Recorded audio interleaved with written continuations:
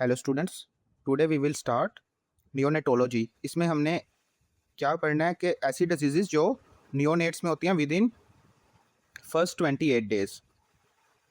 Neonate क्या होता है? After birth first 28 days a child will called a neonate. ठीक है, तो इसमें हमने कौन कौन से डिसऑर्डर्स पढ़ने हैं जो पहले 28 डेज में होते हैं। अब जब बच्चा पैदा होता है ना, तो हम फ़ौरन क्या देखते हैं, उसमें एप्गार स्कोर देखते हैं। कैसे?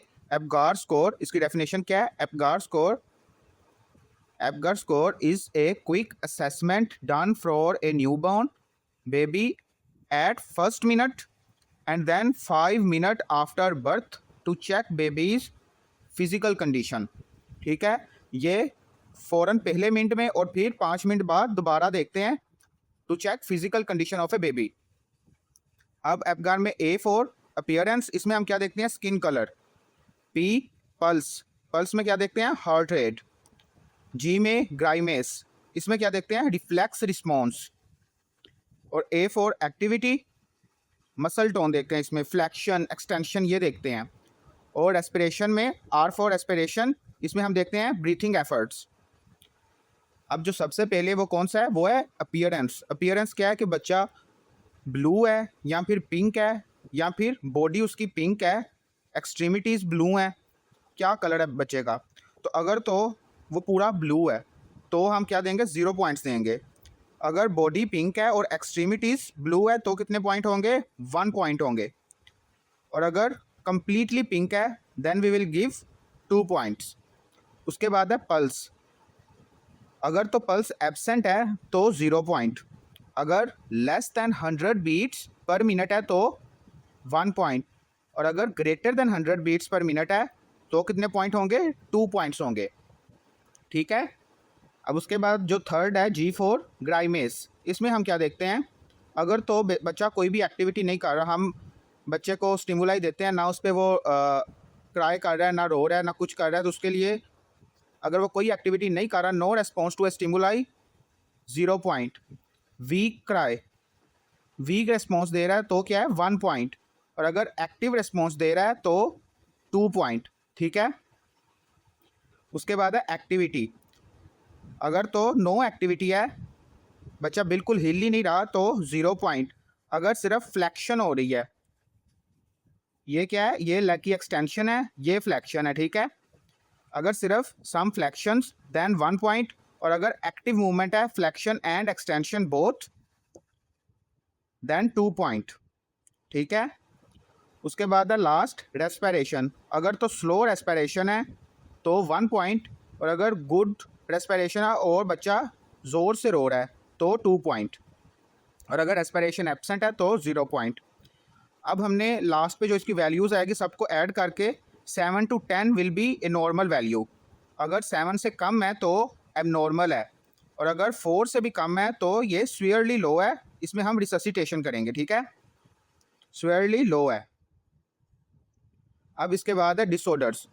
नियोनेटल, फर्स्ट वन कौन सा है हमारा? Neonatal respiratory distress syndrome.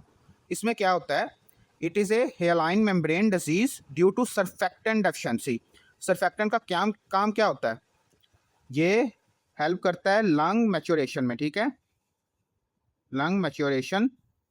अगर सर्फेक्टेंट की डेफिशिएंसी होगी तो लंग सही तरह मैच्योर नहीं हो पाएंगे।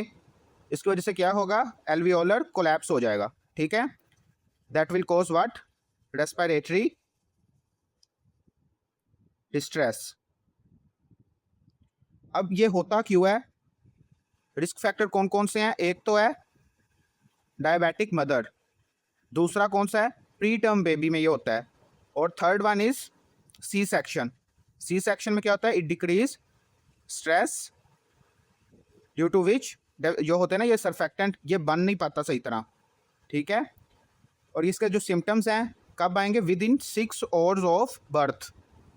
कौन कौन से सिम्टम्स होंगे? Tachypnoea, grunting, nasal flaring, chest retraction और सियानोसिस। और जब हम एक्सरे करवाएंगे ना, उधर हमें कौन सी फाइंडिंग्स मिलेंगी? Ground glass appearance. इसके अलावा क्या होगा? लो लंग वॉल्यूम और एयर ब्रोंकोग्राम। और एबीजीज में हाइपोक्सीमिया। और इसका ट्रीटमेंट हम कैसे करेंगे? ह्यूमिडिफाई ऑक्सीजन देंगे, प्लस किसकी कमी है, सरफेक्टेंट की कमी है ना, तो सरफेक्टेंट देंगे। अगर इससे आराम नहीं आ रहा तो वेंटिलेशन। ठीक है, नेक्स्ट स्टेप क्या है, वेंटिलेशन। अब इसके बाद है हमारी सेकंड जो डिजीज़ है वो कौन सी है, ट्रांजिएंट टेकिपनिया ऑफ न्यूबॉर्न।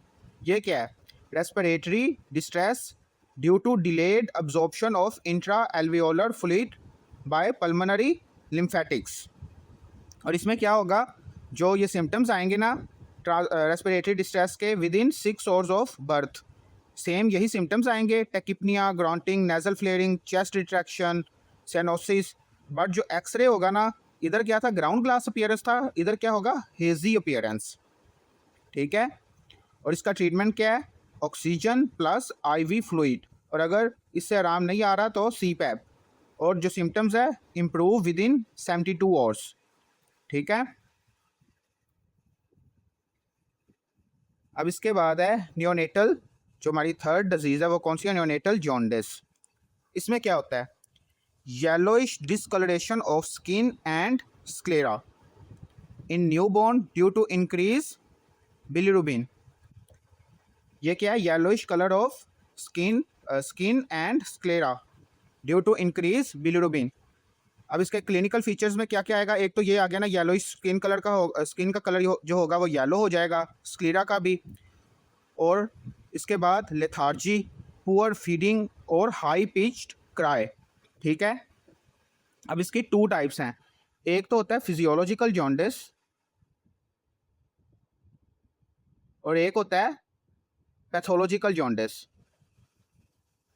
अगर तो बच्चा पैदा हुआ है और फर्स्ट 24 आवर्स में जॉन्डिस के ये साइन आ गए हैं, yellowish colour of skin and sclera, तो वो क्या है, वो हमेशा पैथोलॉजिकल होगा, उसके पीछे कोई ना कोई पैथोलॉजी होगी। बट अगर एक दिन के बाद सिम्टम्स आए हैं तो वो फिजियोलॉजिकल जॉन्डिस होगा, उसका कोई ट्रीटमेंट नहीं करेंगे, वो खुद ब खुद 1 या 2 हफ्तों में रिजॉल्व हो जाएगा। ठीक है, फिजियोलॉजिकल जॉन्डिस क्या होता है, आफ्टर 24 आवर्स इट अपीयर्स, और माइल्ड होता है और resolve with in 1 to 2 weeks. और जो होगा ना फर्स्ट 24 आवर्स में, वो क्या होगा, ऑलवेज पैथोलॉजिकल। ठीक है, अब इसकी कोजिस क्या है पैथोलॉजिकल की, एक तो है हिमोलिसिस, एबीओ और आरएच इनकम्पैटिबिलिटी। ठीक है, दूसरा क्या है, ग्लूकोज 6 फॉस्फेट डिहाइड्रोजनेज डेफिशिएंसी, और तीसरी कौन सी कॉज है, बाइलरी एट्रेशिया। ठीक है, ये 3 कॉजेज ऑफ नियोनेटल जॉन्डिस। इसको हम डायग्नोसिस इसका कैसे बनाएंगे, सीरम बिलिरुबिन लेवल क्या होगा, हाई होगा। इसमें कौन कौन सा लेवल हम चेक करेंगे, डायरेक्ट और इनडायरेक्ट बिलिरुबिन। ठीक है, अगर तो इनडायरेक्ट बिलिरुबिन हाई है तो क्या है, it will be a blood disorder, may be due to anaemia, haemolytic anaemia. और अगर डायरेक्ट हाई है तो क्या होगा, it is due to GIT causes like liver cause, biliary atresia. और इसके अलावा हम क्या देखेंगे, ब्लड ग्रुप देखेंगे उसका। ठीक है, और क्या करेंगे, fourth one is Coombs test to see autoimmune haemolytic anaemia. और इसकी मैनेजमेंट कैसे करेंगे, मैनेजमेंट फोटोथेरापी। और दूसरा क्या है, एक्सचेंज ट्रांसफ्यूजन, स्वेयर केस में क्या है, एक्सचेंज ट्रांसफ्यूजन। ठीक है,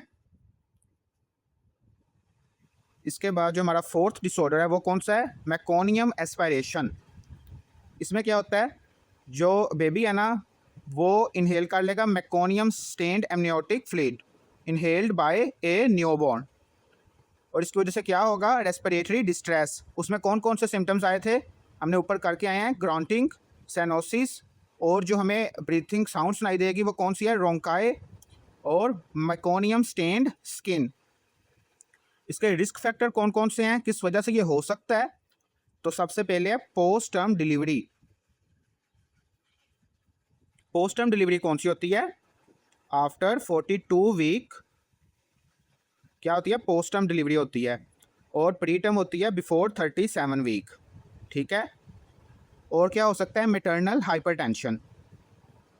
और इसको हम डायग्नोसिस कैसे करेंगे, इसका हिस्ट्री ऑफ मैकोनियम स्टेन फ्लूइड, मतलब जो प्रीवियस चाइल्ड है उसमें भी यही प्रॉब्लम हुई थी। इसके अलावा है एक्सरे में हमें क्या मिलेगा, पैची इन्फिल्ट्रेट्स, और एबीजीज में हाइपोक्सीमिया और और क्या होगा, पुअर एपगार स्कोर, ठीक है। और इसकी मैनेजमेंट कैसे करेंगे, सक्शनिंग एट बर्थ, उसके बाद ऑक्सीजन थेरापी, अगर इससे आराम नहीं आ रहा then mechanical ventilation and antibiotics, ठीक है। अब इसके बाद है हमारा लास्ट टॉपिक है, वो क्या है, TORCH infection, congenital infection transmitted from mother to foetus.